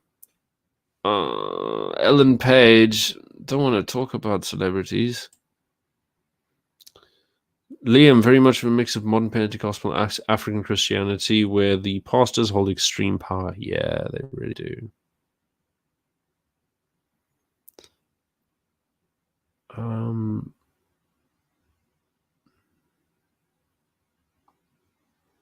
As soon as I hear synagogue, I cringe. No, well, yeah, well. Christopher Hitchens and his views on religion and people like Mother Teresa. Yeah, I know that. I mean, I've Mother Teresa. I mean, he has a go at her for hanging out with Augusto Pinochet and so on, and I don't know. I think he's right that she sought celebrity where she shouldn't have. And I think he's right about her encouraging, sort of them going towards death in order to capture more souls. I think that manipulating people into accepting Christ isn't quite right. Helping people and giving alms isn't just about having a captive audience that you force to accept Christ as they die. It's you're supposed to be just doing good for them out of the goodness of your heart and hoping that they take Christianity on board by being good stewards of the faith, being good disciples, showing good discipline. Yeah, so I mean, but she's a human being like everyone else. She's going to do these things all flawed, and when people get a lot of power, then all of their flaws shine through in all of the ways their power manifests. Collapse of Western Christianity began with the Anglican Lambeth Conference of 1930, where the Anglican Church recognized contraception as legitimate before it was universally seen as immoral. Yeah, I mean, yeah, I understand that. Personally, I think that you've got to see these things for the point. You've got to see the principle of the thing, and the reason that the church has traditionally been a bit against contraception is, one, killing babies, right? And number two, it encourages promiscuity when you've got it about, and promiscuity just isn't good, psychologically or physically, and it damages the society you're in. I think saying that all Protestant movements are trying to turn the church into the world is not really fair. You're right. It's not fair that all are doing it, but a lot of them do behave like that. Superficial entities like that, but there are also many sincere Protestants. Martin, you're absolutely correct. Wouldn't deny you that observation for a second. Where are you? Boy, oh boy, oh boy. There we go. Okay. Hobby, Hadith traditions. Okay, more. I really like that critique of the red pill metaphor. The world seems quite hopeless and insurmountable if you think it's entirely fake and evil. That's correct. There are always places where you can find good. The search will not help them if they can't find proof of a God. Well, your job isn't to provide proof. You're just supposed to have faith. There's no proof for anything, really. I mean, the only proofs you can come up with are mathematical proofs, and those are true by definition. It's just part of the fabric of the thing. Anyway. Have you read The Scythian? No, I haven't. I shall look that up. Referring to my who draws the line, how far back comment, same can be asked about the start of religion or faith, and there are various reasons today. I suppose you could. if you wanted to. I don't see a lot of point in that. I sort of go about with what's true, but it's a different point. You need to be careful when using the word Gnosticism, as it's very, very broad. Well, I have a very, very clear understanding of what it means, and I know that it can be over-applied. I do use it both in a literal sense and in an analogical sense. But if you look at people who are specialists in the history of occult Western esotericism, one big thing they bring out is that Gnosticism is as a sort of metaphysical model of things is very consistently present throughout the Western esoteric tradition going back millennia. So one should, I think that there are fair applications of Gnosticism if you know where to place them. And I'm also a big fan of Eric Voegelin's use of Gnosticism to describe the as a metaphor or analogy to describe the way that people came to view political systems in the modern world. Again, it's like the Matrix. This is a scheme of revolution where you try and immanentize the eschaton, and of course the eschaton is this heaven on earth revolution thing that's supposed to happen. In trying to destroy the system, the machine. Story Odin and the World Tree has lots of similarities to Jesus on the cross. Yeah, I don't want to spend all time debating sort of atheist tropes here. I mean, there's plenty of places to go do that. With artificial intelligence evolving exponentially, are we entering a post-Christian era? I don't know. I guess it depends what you mean by that. Christianity as we know it as Constantinople integrated Roman paganism with Christianity. Rob, damn man, just don't dismiss that statement. What? Christianity as we know it as Constantinople integrated Roman paganism with Christianity. That's a big statement. I'm gonna put a pin on that and try and look at that claim by myself later. Another problem in proving God is to prove how it's possible for benevolent beings to have the need to be worshipped and praised. Well, I don't know. It's kind of good for you to praise things that are good, isn't it? Am I being retarded? God does not have to be benevolent. It's childish to assume he'll always treat us kindly. No. You got to be careful about the definition of the word benevolent. If you're meaning it that he's always got to be nice and amenable and agreeable to us, obviously not. But benevolent, no. Anyway. Perhaps a gift of everything. Benevolent enough, yeah, perhaps.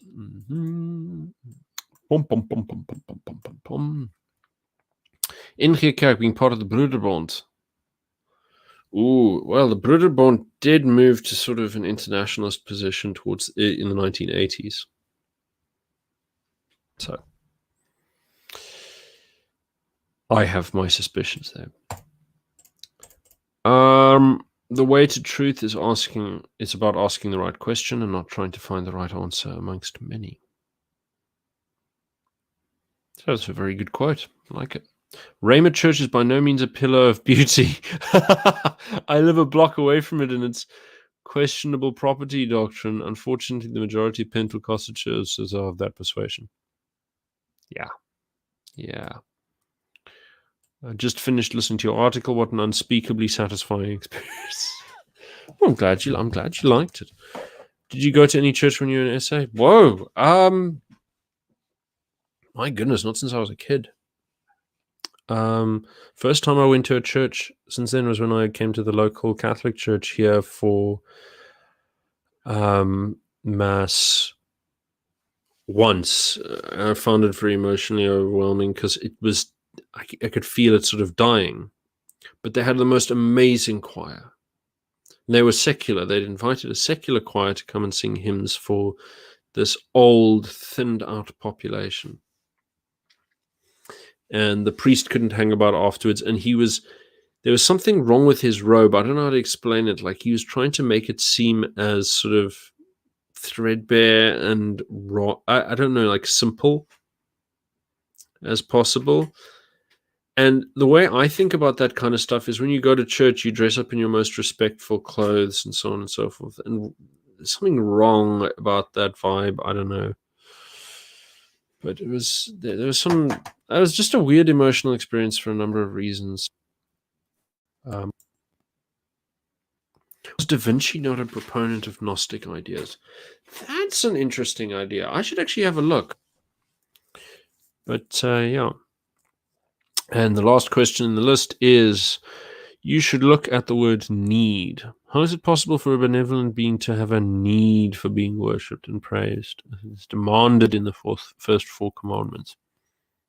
Well, it says he should do it. It doesn't say he needs it, does it? Anyway, Nathan Hood. You can test a church's soundness by questioning whether they spend their time testifying to what God has done in Christ or talking about what they are doing and how nice they are. I think that's actually quite a sound rule of thumb, actually. That's actually a good rule of thumb. I should say, as someone who's sort of still coming into the faith, that these are very good for me. I know a lot about like history stuff. The sort of more subtle spiritual stuff, I think I leave up to others. You know, I try my best to have a run at it, but you know, I see what I can see, and I argue where I feel comfortable, and I sort of move away from things where I don't feel like I'm on the most solid ground. You know,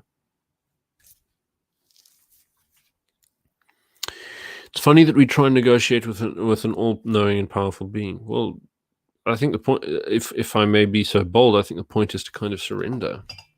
You know.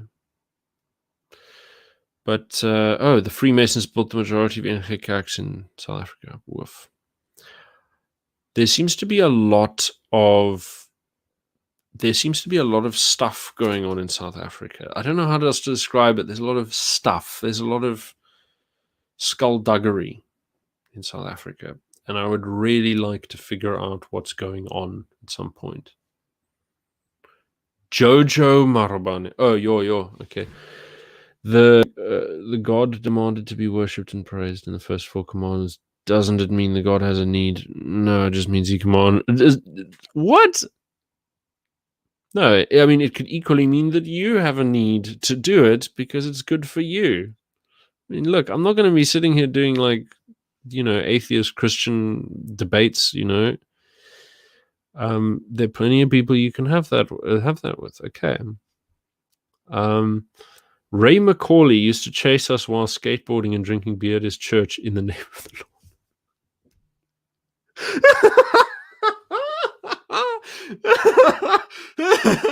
Okay, that's great. Could the discovery of alien life be the crux on the question of... It could, but it just doesn't exist. Sorry, I'm convinced that UFOs are actually gaslighting operations by US intelligence. That's my position on these things, and there's plenty of good evidence for this. They've done that before. There are 2 examples where I'm almost 100% certain. One is they did this to the guy who came up with the Roswell, whatchamacallit. He got his colleagues sort of drew up fake documents and like leaked them to him on a Freedom of Information request to protect the military research base there. And then he got so convinced that he was going nuts that when they tried to convince him in his old age that this is actually what was true, they'd fucked with him. He wouldn't believe them. He thought they were fucking with him by telling him the truth. It's too far gone. And then the guy, what's that guy from Blink-182? There were a bunch of guys from like the CIA and NASA and so on who came out in public and started this institute for like the awareness of like extraterrestrial shit. And they put him as a spokesperson. The poor guy is fucking mentally ill, okay? And there's something wrong with it. And so I don't trust all of this weird stuff that gets leaked from the military. What I think it's there for is to gaslight and derange people who distrust the system that they live in, so that they're not looking where they're not supposed to. That's my personal belief. I obviously would that's what I'm convinced. I mean, the Conscious Caracal saying it's all human tech, just imagine what's classified. I don't even think all of the stuff that they're showing is real. I think some of it's just fabricated crap. And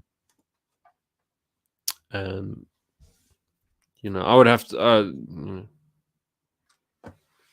but that's me. I don't know. Society is secular, all focus on well-being. You are today more moral than the God of the Bible. That's just, your opinion, man. Have you ever looked into the Cathars? No, not very long. I've got a chapter on them bookmarked in Dermot McCulloch's book, which is... Where is it? I put it down somewhere. I could have sworn. I think it must be downstairs. Yeah. Let's start a church. You can be the pastor. No. No one who's as new to Christianity as me is qualified to teach it. I don't think so. I can offer my opinions on it, and that's all it'll be. Tim was saying, no, completely irrelevant if you... completely irrelevant if you consider that question in general. It would pose problems for most religions, though. Just isn't true that aliens exist. Yep. Yes. No, the thing about... and Red Sky Mountaintop's comment over here, say aliens are demons. You should check out how it ties up with the Nephilim and Genesis. Crazy stuff, but it makes total sense.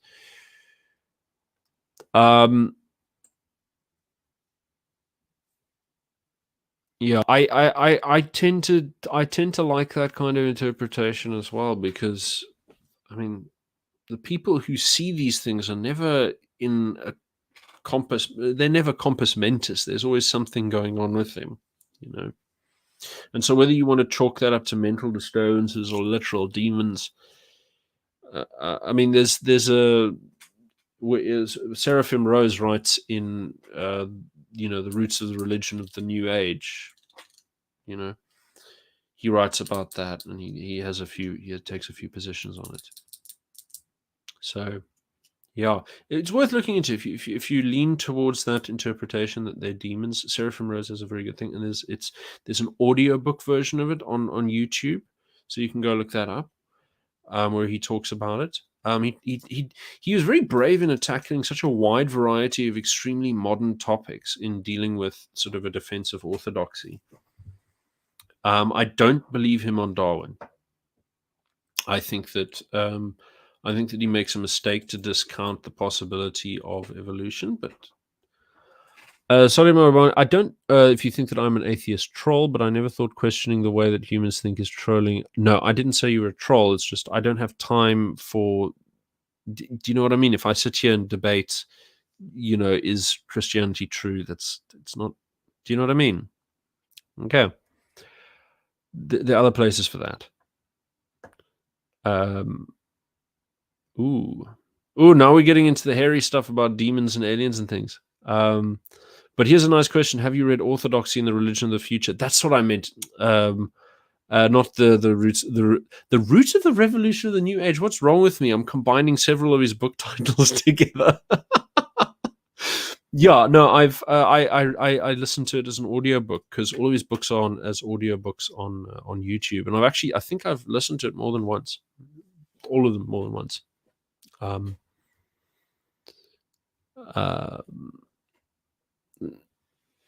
What does this title mean? The aliens are around in Africa, people. When I met the great Credo, he showed me scars not by... You met Credo Mutwa. Interesting. Credo is crazy. Credo is a crazy, crazy man. Quite bright, but nuts. And, yeah. Very, very, very prejudiced as well. Shame.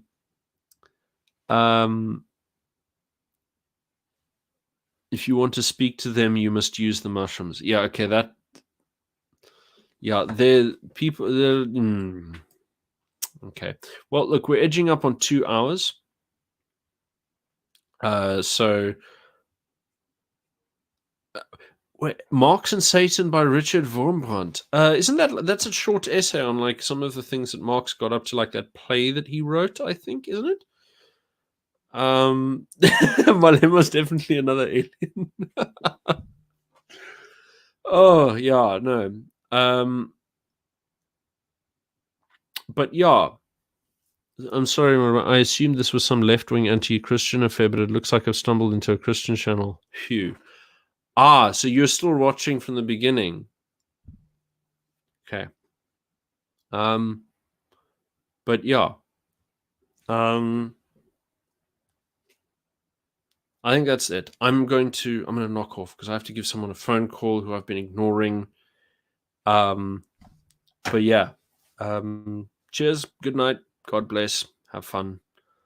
All right.